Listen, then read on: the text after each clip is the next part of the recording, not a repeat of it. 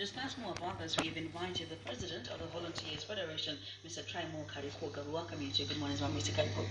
Good morning, welcome. So first of all, can you give us a brief background of the Volunteers Federation? What are you guys all about? Volunteers Federation is an organization that started as a project by Budro Think Tank in 2008 during the cholera outbreak in Budiro. We noticed some aspects of lack of coordination, protection, and promotion of volunteerism. So as time went by, we then met in 2013 at Sophie Hall, where a group of volunteers came together and discussed on aspects how we can promote, protect, and coordinate volunteerism.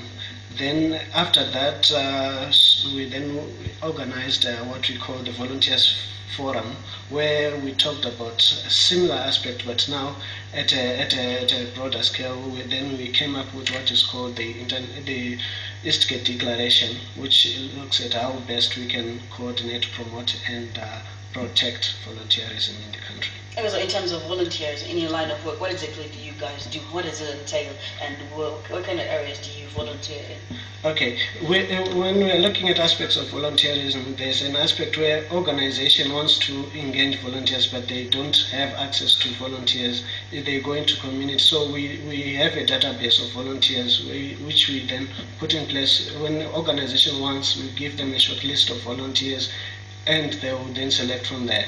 As well as on the organization perspective, we also profile volunteer involving organizations. Okay. So that's one area, which is the information, advice, and referral stage. Then we've got the skills development stage, where we are looking at how we can capacitate volunteers in order to discharge their duties. Then there's advocacy and the lobbying stage, where we are advocating for policies and legislation to be put in place to promote and protect as well as coordinate volunteerism. What kind of protection do volunteers need, and from what?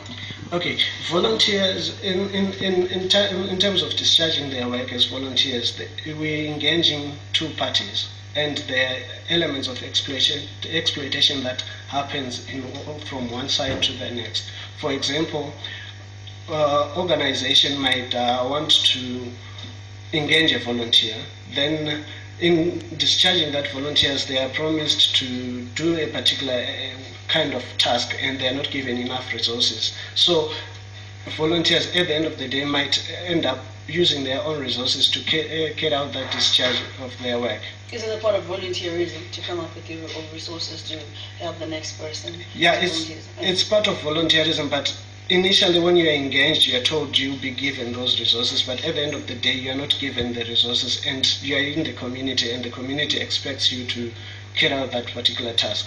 Then that's the element of exploitation. You wanted to volunteer, but you didn't want to involve your resources or your finances, and the organization that have engaged you failed to provide you all those aspects, those resources. You end up using your personal resources, which initially you hadn't planned for.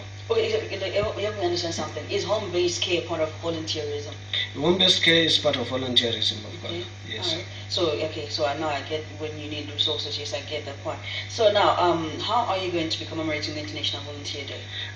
What we are doing as an organization, we are encouraging volunteers throughout the country to organize an event or to volunteer their services but choose what you are interested in doing and volunteer service. But at a national stage, there is the National Volunteering for Development Committee that is organizing a commemoration that will be held at the showgrounds on the 4th of December. And the theme of this year is Your World is Changing, Are You?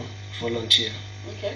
And then in terms of areas that are lacking volunteers here in Zimbabwe, what can you tell us about those sectors or areas or communities that lack volunteers, and what can people do in order to capacitate or just to come in and be volunteers? And home-based care, for example, I know that there's probably a lot of people who may be sick or might need other people to come in and help them. And the elderly, what other areas are there? Okay. Firstly, there's a lot of volunteerism that is happening in place, but there is lack of the story of volunteers is not being told. So in terms of how we can promote is about, let us go and tell the story of volunteers. Let the media also capture some of the volunteer work that is